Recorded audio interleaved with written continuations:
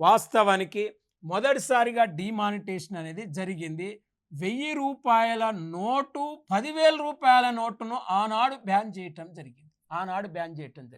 1000 రూపాయల నోటు, 10,000 రూపాయల నోటును ఆనాడు బ్యాన్ చేశారండి.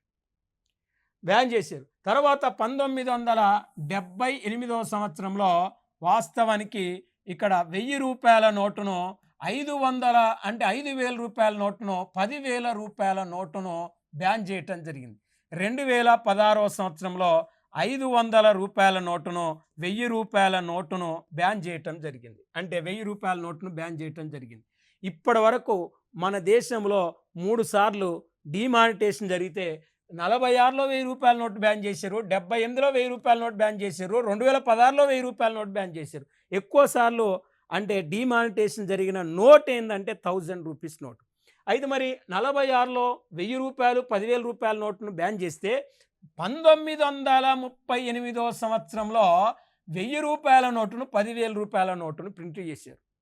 అంటే 38లో 1000 రూపాయలు, 10,000 రూపాయల నోటును ప్రింట్ చేసి 46లో బ్యాన్ చేసిన తర్వాత మళ్ళీ 1954వ సంవత్సరంలో ఇక్కడ 1000 రూపాయల నోటును తిరిగి రీప్రింట్ చేశారు. 5,000 రూపాయల నోటును కొత్తగా ముద్రించారు. మళ్ళీ 10,000 రూపాయల నోటును తిరిగి ప్రింట్ చేశారు.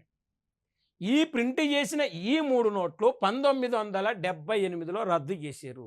రద్దు చేస్తే మన దేశంలో 1987లో తొలిసారిగా 500 రూపాయల నోటును ముద్రించారు. 87లో తొలిసారిగా 500 రూపాయల నోటును ముద్రిస్తే మళ్ళీ 1000 రూపాయల నోటును తిరిగి 2000 సంవత్సరంలో 1000 రూపాయల నోటును ముద్రించారు.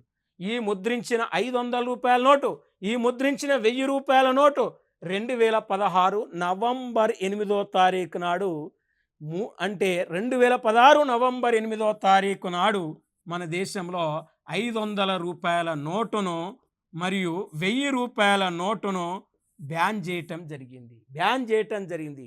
వాస్తవానికి 2016 నవంబర్ 8వ తారీఖు నాడు డిమానిటేషన్ నోట్లు రద్దు చేయటంలో ఉద్దేశం ఏంటంటే అవినీతిని అరికట్టడమే ప్రధాన ఆశయం. బ్లాక్ మనీని వెలికితీయటమే రెండో ఆశయం. పన్ను కట్టకుండా ఎగవేసిన ధనాన్ని వెలికితీయటమే మూడో ఆశయం.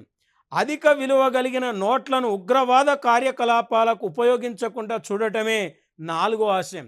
ఈ 4 ఆశయాలతో మనకు 2016 నవంబర్ 8వ తారీఖు నాడు 500 రూపాయలు, 1000 రూపాయల నోటును అంటే డిమానిటేషన్ అంటే రద్దు చేయటం జరిగింది. 2016 నుంచి ఇప్పటి వరకు కూడా మన దేశంలో 1000 రూపాయల నోటు మళ్ళీ కొత్తగా ముద్రించలేదు, ఇప్పటి వరకు చలామణిలో లేదు.